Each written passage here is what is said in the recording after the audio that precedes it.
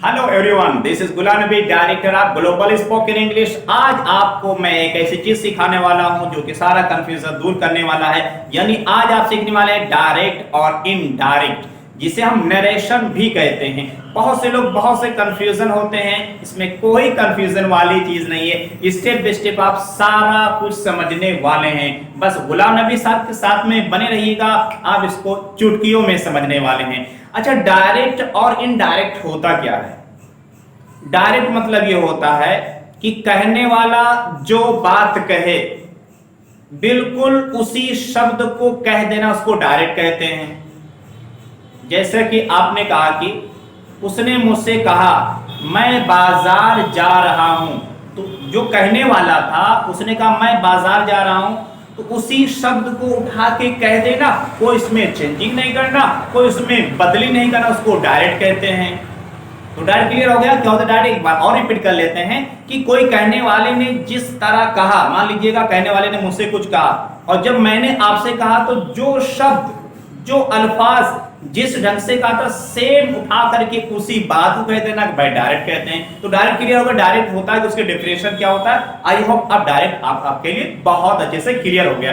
अच्छा, इनडायरेक्ट क्या होता है? अरे भाई, वही कही हुई बात जो रहती है ना, उसको अपने शब्दों में बताना। यानी एक कहने वाले ने आपसे कुछ कहा, उसकी बात को आप दूसरे से कह रहे हैं, लेकिन उसने जिस शब्द में कहा था, जिस तरीके से कहा था, वो शब्द आपने नहीं कहा, लेकिन बात बिल्कुल वही है, तो उसको बोल देंगे इनडायरेक्ट कह देंगे।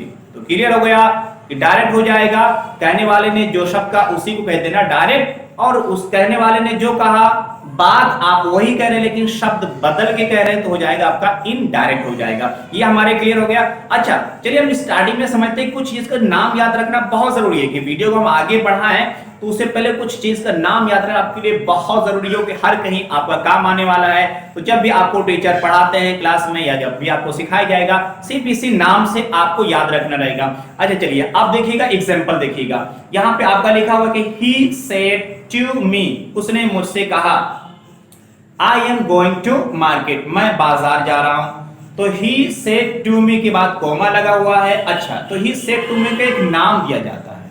नाम क्या हो जाएगा? रिपोर्टिंग स्पीच हो जाएगा। ही सेड टू मी, ये जो पूरा सेंटेंस मिला करके आपका क्या हो जाएगा? Reporting speech. याद रहेगा क्या हो जाएगा? Reporting speech. अच्छा, जो उसका अगला भाग है जो लिखा हुआ है इन्वर्टेड कोमास के अंदर, दोनों तरफ कोमा लगे हुए हैं, और ये कोमा के जो अंदर रखा हुआ है, जो भी इस तरह का कोमा के अंदर रखा रहेगा उसको बोलेंगे रिपोर्टेड स्पीच। इसको क्या बोलेंगे? रिपोर्टेड स्पीच कहेंगे।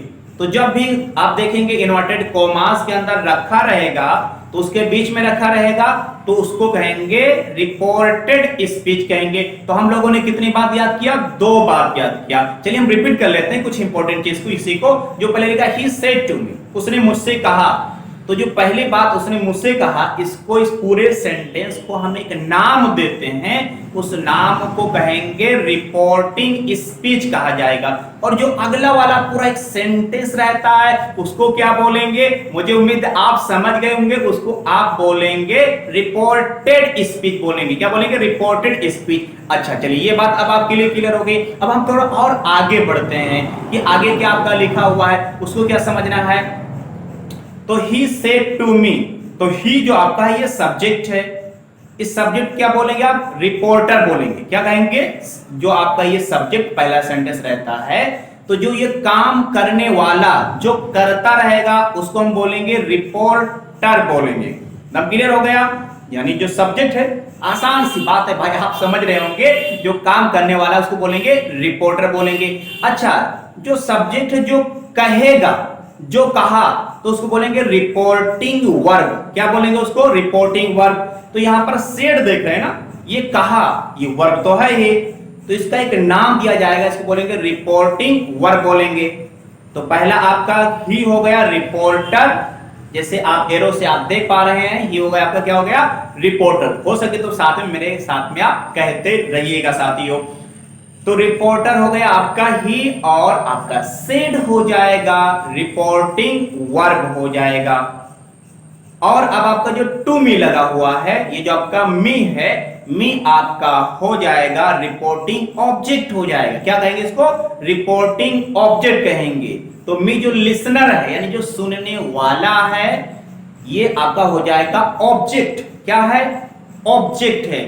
और इस ऑब्जेक्ट को आप लिसनर भी कह सकते हैं। जब आपके टीचर आपको कहें ये लिसनर है, समझ जाएंगे लिसनर मतलब ऑब्जेक्ट। तो इसमें जो भी लिसनर रहेगा वो हमेशा ऑब्जेक्ट ही बनने वाला है। एक बात ये गारंटी।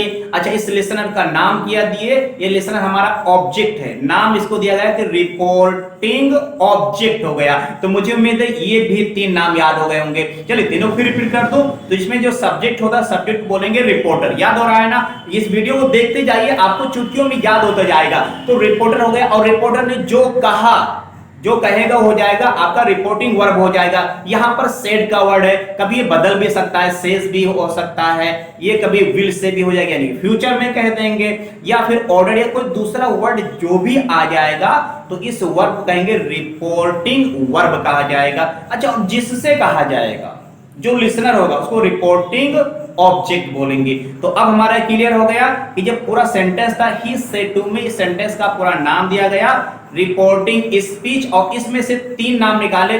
जो काम कर रहा है कर्ता को बोले रिपोर्टर, जो काम है वो हो गया हमारा रिपोर्टिंग वर्ब हो गया, ऑब्जेक्ट जो हमारा हो गया रिपोर्टिंग ऑब्जेक्ट हो गया। चलिए अब आप आगे बढ़ते हैं। अच्छा, जो इन्वर्टेड कॉमास लगाना आपका जरूरी है। ये इन्वर्टेड कॉमास का मतलब ही है कि जो कहने वाले ने जो कुछ बात करे सेम टू सेम यही कही है। क्योंकि आप देख रहे हैं ना, I am going to market, तो I am going to market जो ये आपका हो रहा है, ये क्या हो जाएगा? इन्वर्टेड कॉमास के अंदर है, इसको बोलेंगे रिपोर्टेड स्पीच आपका हो जाएगा। और इसमें रिपोर्टेड स्पीच में तो आप भी देख रहे हैं कि I am going to market, तो आई काम करने वाला हो गया, तो ये आपका सब्जेक्ट हो जाएगा, और आई एम उसका हेल्पिंग वर्ब हो जाएगा, प्रेजेंट कंटीन्यूअस टेंस का, गोइंग वर्ब की फोर्थ में हो जाएगा। आई एम गोइंग मैं जा रहा हूं, कहां जा रहा हूं? मैं मार्केट जा रहा हूं। तो मुझे उम्मीद है कि अब ये सारी चीजें, ये नाम अब आपके लिए बहुत बहुत अच्छा हो गया होगा। दोस्तों ये बहुत इंपॉर्टेंट है, इसको आपको याद रखिएगा। तो अगर ये वीडियो आपको अच्छी लगी हो, मैंने आपके लिए स्पेशल वीडियो बनाया शॉर्ट करके, क्या पार्ट में पार्ट आप इसको देखते रहिएगा। बाकी अगले पार्ट में और आपको बताया जाएगा कि डायरेक्ट को इनडायरेक्ट में कैसे चेंज करते हैं। तो इस वीडियो में बस दोस्तों यहीं तक। मुझे उम्मीद है ये वीडियो आपको बहुत अच्छी लगी होगी। इन नाम को याद रखिएगा। Thank you very much for watching this video.